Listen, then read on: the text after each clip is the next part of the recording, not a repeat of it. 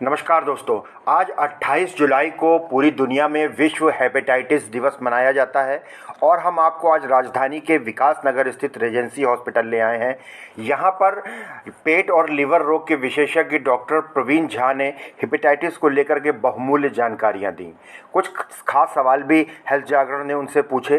दोस्तों, पहले एक आम धारणा थी कि शराब पीने से लीवर खराब हो जाता है, लेकिन बदलती जीवन शैली के चलते अब बहुत सारे ऐसे कारण हैं जिनके कारण हेपेटाइटिस हो जाता है। तो डॉक्टर प्रवीण झा से हमने पूछा कि हेपेटाइटिस दिवस क्यों मनाया जाता है, हेपेटाइटिस कैसे होता है, इसके कारण क्या है, साथ ही कोरोना का लीवर पर क्या प्रभाव है, हेपेटाइटिस किस तरीके से कोरोना काल में उसको देखा गया है। फिर हमने ये पूछा कि हेपेटाइटिस की एलोपैथिक में कोई दवा है या नहीं है, इसका डॉक्टर साहब ने जवाब दिया। फिर लीवर को कैसे स्वस्थ रखें, हेपेटाइटिस से कैसे बचा जाए, इसको लेकर के भी हमने रेजेंसी हॉस्पिटल के super specialist doctor Praveen Jha से सवालात किए। तो दोस्तों, बहुत अच्छी जानकारी है कि हेपेटाइटिस से हम कैसे बच सकते हैं, क्या इसके लक्षण हैं और क्या कौन कौन सी नई बीमारियां आ गई हैं और इस इन्फेक्शन क्यों होता है, और साथ ही साथ कौन से नए टीके आए हैं जिनसे हम हेपेटाइटिस से बच सकते हैं। तो आइए रेजेंसी सुपर स्पेशलिटी हॉस्पिटल के डॉक्टर प्रवीण झा से बात करते हैं और एक रोचक जानकारी हासिल करते हैं।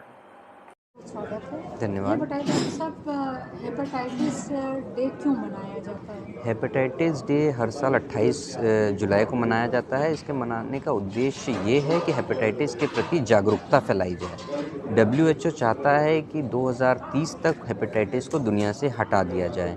इसी वजह से हर साल हेपेटाइटिस डे मनाया जाता है 28 जुलाई को। इस दिन हेपेटाइटिस बी की खोज करने वाले डॉक्टर ब्लम्बर का जन्म दिवस था, इसलिए हेपेटाइटिस डे जो है 28 जुलाई को मनाया जाता है। और उद्देश्य ये है कि जागरूकता फैलाई जाए हेपेटाइटिस के लिए और इसको ताकि 2030 तक दुनिया से हटा दिया जाए। हेपेटाइटिस होने के क्या-क्या कारण हैं? हेपेटाइटिस कई कारणों से होता है। हेपेटाइटिस इन्फेक्शन से हो सकता है। हेपेटाइटिस इन्फेक्शन जैसे कि hepatitis A, B, C, D, E से हेपेटाइटिस हो सकता है। शुगर की वजह से हेपेटाइटिस हो सकता है। कुछ दवाओं की वजह से हेपेटाइटिस हो सकता है, जैसे कि टीबी की दवा या कुछ HIV की दवाओं से भी हेपेटाइटिस हो सकता है। अल्कोहल से भी हेपेटाइटिस हो सकता है ना। अगर यदि शराब का सेवन ज़्यादा किया जाए तो उससे भी हेपेटाइटिस हो सकता है। ये बताइए डॉक्टर साहब, कोरोना की वजह से हेपेटाइटिस और लीवर पर क्या-क्या प्रभाव पड़ा? देखिए, कोरोना के मरीज़ों में कोरोना भी एक वायरस है, वो भी लिवर की कोशिकाओं और लिवर की सेल्स में लिवर की लाइनिंग्स में जाके रहता है ना। तो वो भी लिवर के एंजाइम्स को अफेक्ट करता है, लिवर के काम में हैम्पर करता है, मतलब कि लिवर के एंजाइम्स बढ़ जाते हैं और लिवर में हेपेटाइटिस जैसी थोड़ी सी फाइंडिंग्स आ जाती हैं, कोविड में भी। हेपेटाइटिस की क्या एलोपैथिक में पूरी तरह से उपचार संभव है? इसकी कोई दवाइयाँ हैं कि जी, नहीं? हेपेटाइटिस के लिए दवाएं बहुत अच्छी इस समय हैं। हेपेटाइटिस सी के लिए नए ड्रग्स आ गए हैं, नई दवाएं आई हैं जिनसे हेपेटाइटिस सी पूरी तरह से ख़त्म हो जाता है। हेपेटाइटिस बी के लिए जो अभी दवाएं हैं उनसे हेपेटाइटिस बी सप्रेस हो जाता है, बिल्कुल कम मात्रा में बॉडी में रहता है। हेपेटाइटिस ए और ई ऐसी बीमारियां हैं जो समय के साथ साथ अपने आप ठीक हो जाती हैं।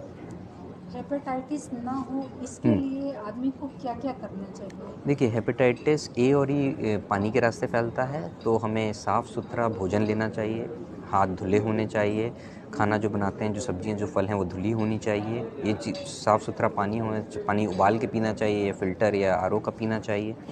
हेपेटाइटिस बी और सी जो है ब्लड के रास्ते फैलता है, तो दूषित किसी का यदि ब्लड कहीं गिरा है तो उनको आप छुएं ना अपने हाथों से।